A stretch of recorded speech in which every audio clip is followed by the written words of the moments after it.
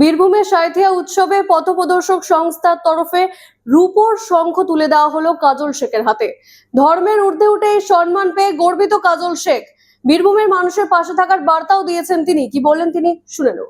দেখুন, এই জন্য আমি পথপ্রদর্শকের যারা সদস্য আছে তাদেরকে ধন্যবাদ জানিয়ে ছোট করব না, কারণ আমার সুখ দুঃখ আপদ বিপদে সব সময়ের জন্য এই পথপ্রদর্শকের সদস্যরা আমার পাশে ছিল, আছে, আগামী দিনও থাকবে। পথপ্রদর্শকের সদস্যরা আজকে যে উপহার দিল আমাকে এবং বিগত দিনও যে উপহার দিয়েছে, সেগুলো আগামী দিনে আমার চলার পথের প্রেরণা।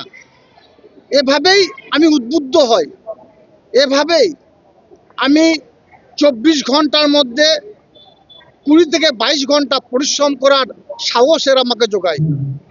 এবং আজকে যে শঙ্খ আমাকে দেওয়া হলো, সত্যি আমি গর্বিত যে ইসলাম ধর্মে জন্মগ্রহণ করেছি, ইসলাম পরিবারে আমার জন্ম, আমি মুসলিম সম্প্রদায়ের ছেলে।